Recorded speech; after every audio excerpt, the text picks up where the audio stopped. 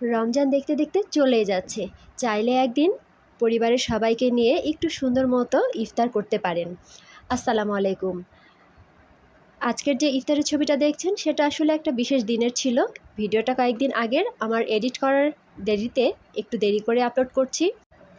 সেদিন ছিল আমার ছোট ছেলের জন্মদিন। ওর ৩ বছর উপলক্ষে, যেহেতু রমজান মাস, একেবারেই কোনো প্রিপারেশান ছিল না। আল্লাহর রহমতে প্রিপারেশান ছাড়াই কীভাবে কী যেন সব কিছু আসলে অ্যারেঞ্জ হয়ে গেল। তো ওকে তো সকালে নাস্তা করে আমি চুল কাটতে নিয়ে গেছিলাম, একেবারে টাকলু বানায় নিয়ে আসছি যেহেতু গরম পড়ছে।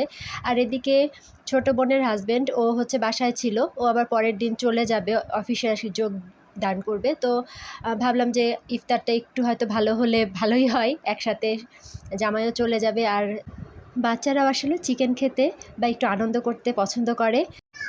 তো হুট করে আসলে জামাই মুরগি নিয়ে এসে দিল। বললাম যে এরকম ওজনের একটা মুরগি নিও, সেটা হচ্ছে গ্রিল করব। তো গ্রিল বলতে আমরা আসলে চুলাতেই করেছি, একেবারে পারফেক্ট হয়েছে আলহামদুলিল্লাহ।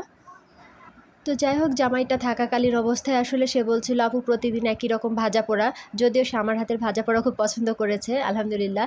তো আমিও ভাবলাম যে আসলে একটু ডিফারেন্ট কিছু হলে মন্দ হয় না। তো আপনারাও চাইলে আসলে এভাবে ডিফারেন্ট কিছু করতে পারেন। তো ছেলের জন্মদিন ছিল, আমার চাচাতো ভাই কিছু কেক আর বেলুনস নিয়ে হাজির। তো আর এদিকে আমি গ্রিলটা আসলে কি দিয়ে খাওয়া হবে, তো ভাবলাম যে পরোটা দিয়ে আমার কাছে বেশি ভালো লাগে পার্সোনালি। তো পরোটার জন্য আমি এখানে ময়দা নিয়ে নিয়েছি, লবণ দিয়ে দিয়েছি আর তেল। এবার ময়দাটাকে খুব ভালো মতো মাখিয়ে নিচ্ছি। আর এরপরে আমি অল্প অল্প করে পানি দিয়ে একটা সুন্দর ডো তৈরি করে নিব। আর এগুলোকে একটু লেচি কেটে নিয়েছি বা সমান ভাগে ভাগ করে নিয়েছি, তারপর একটু রেস্টে রেখেছিলাম। আর এই তো এখন হচ্ছে পরোটাগুলো আমি বেলে নিচ্ছি। হয়তো ভিডিও দেখে অনেকে মনে করবেন যে হয়তো বা আগে থেকে প্রিপারেশান নেওয়া, কিন্তু আসলে না, আমরা হুট করেই আসলে এগুলো করে ফেলেছি, মানে দুপুর থেকে প্রিপারেশান নেওয়া। এদিকে কি একটা অবাক কাণ্ড, আব্বু আবার দই নিয়ে এসেছে। দইটা এত ভালো ছিল, মানে দেখেই জিভে পানি চলে আসছিল। কিন্তু যাই হোক, রমজান মাস, এত সুন্দর স্বরের দই, মাশাল্লাহ। আর এদিকে বাচ্চারা তো বেলুন নিয়ে একেবারে খুব সুন্দর মতো খেলা শুরু করে দিয়েছে। ওদের একটু আনন্দ দেওয়ার জন্য আসলে আমাদের এই কষ্টগুলো করা। ইতিমধ্যে অনেকে হয়তো জানেন আমার 2 ছেলে আর সাথে আমার বোনের ছেলে, ও একেবারে পিচ্চি 1.5 বছর। মাশাল্লাহ, সবাই মাশাল্লাহ বলতে ভুলবেন না। তো ছোট 2 ভাই বড়টার উপরে যত রকম অত্যাচার করা দরকার করছে, আর তার সহ্য করা ছাড়া আর কিছু করার নাই, এই আর কি।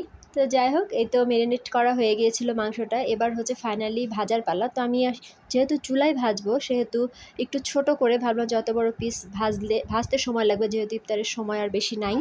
তো চুলায় ভাজার কারণে যে হচ্ছে কয়লার একটা স্মোকি ফ্লেভার দেয়, সেটা আমাদের আর দেওয়ার প্রয়োজন হয়নি, এমনিতেই খুব সুন্দর একটা স্মোকি ফ্লেভার চলে এসেছিলো।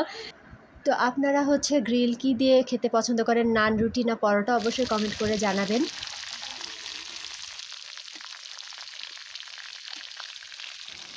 সবাই মিলে আসলে কাজ করলে কাজ আসলে কঠিন হয় না। তো এখানে মা, আমি, আমার ছোট বোন, বোনের স্বামী, সবাই মিলেই, আমার ছেলেরা, সবাই মিলে আসলে কাজ করেছে।